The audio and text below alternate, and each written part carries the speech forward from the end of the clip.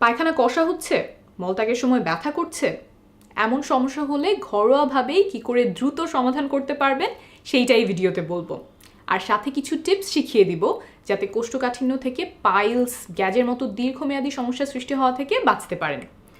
প্রথমে শুরু করছি সবচেয়ে কষ্টকর আর্জেন্ট পরিস্থিতির সমাধান দিয়ে।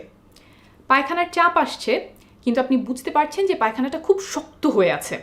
এখন বাথরুমে গেলে মলত্যাগে অনেক কষ্ট হবে, ব্যথা হবে। এই অবস্থায় যদি জোর দিয়ে বের করতে চান তাহলে পায়ুপথের চামড়া ছিঁড়ে যেতে পারে।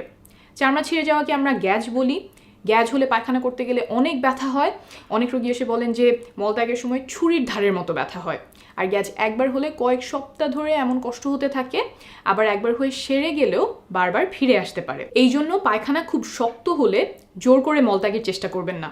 আমি একটা ওষুধের নাম বলে দিচ্ছি, এটা আপনার পায়খানাকে 15 মিনিটের মধ্যে নরম করে দিবে আর পায়খানার রাস্তা পিচ্ছিল হয়ে যাবে।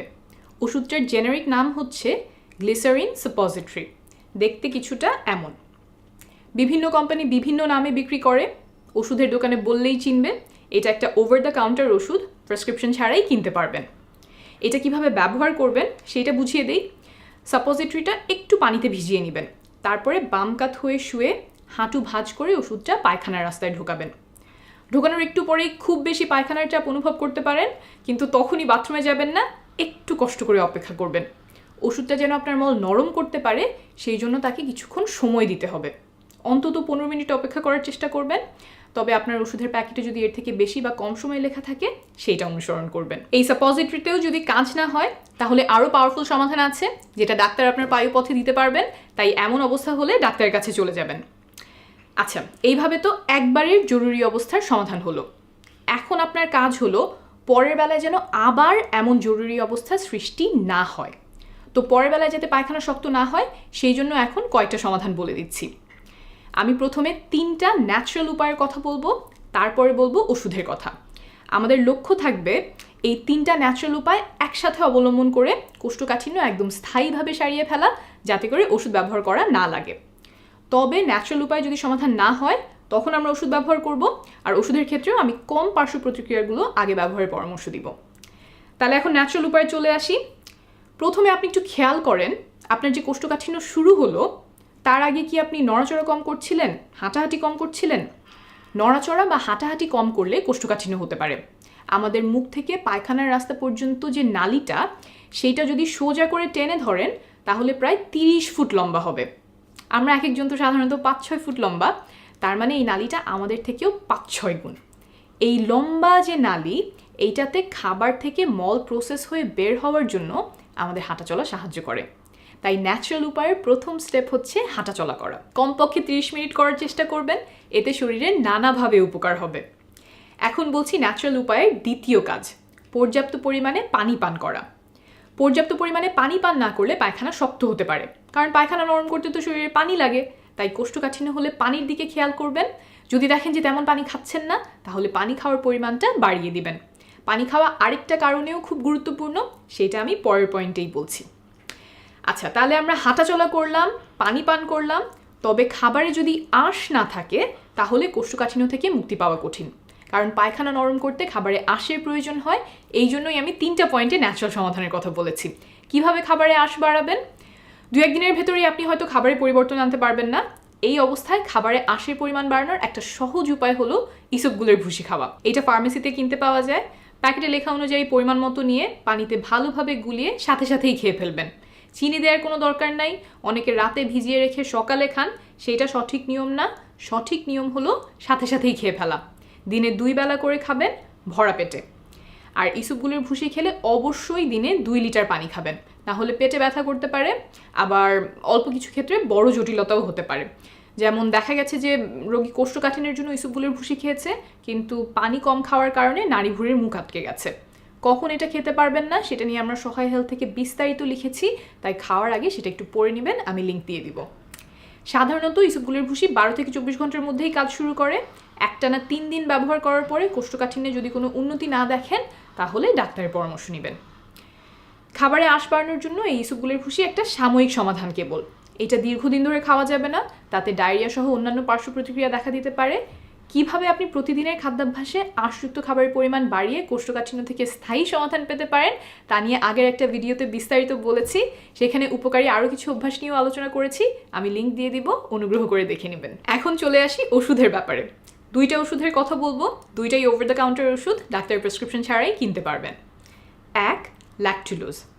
ইসবগুলের ভুসিতে যদি কাজ না হয় তাহলে ওইটার বদলে বা ওটার সাথেই আরেকটা ওষুধ খেতে পারেন। জেনেরিক নাম হলো ল্যাকটুলোজ। বিভিন্ন কোম্পানি বিভিন্ন নামে বিক্রি করে, ওষুধের দোকানে বললেই চিনবে।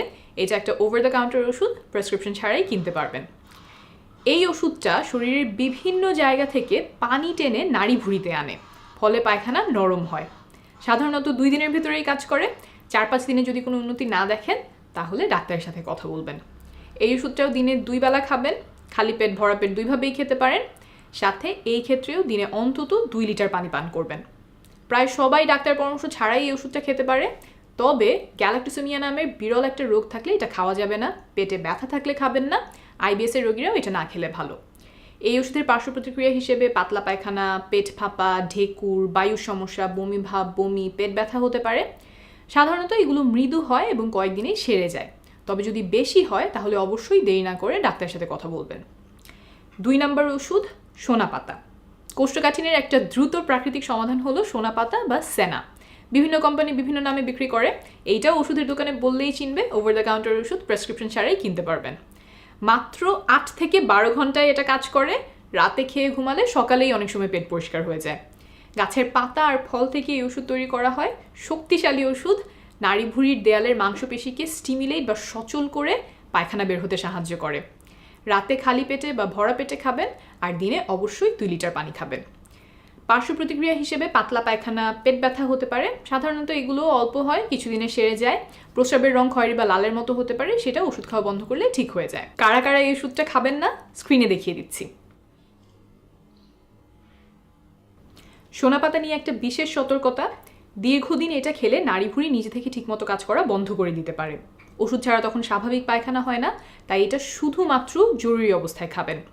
3 দিন খাওয়ার পরে যদি কাজ না করে তাহলে একজন ডাক্তারের সাথে কথা বলবেন। আর কোষ্ঠকাঠিন্য হলে প্রথমেই এটা খাবেন না, আগে অন্তত ইসবগুলের ভুসি ট্রাই করে দেখবেন।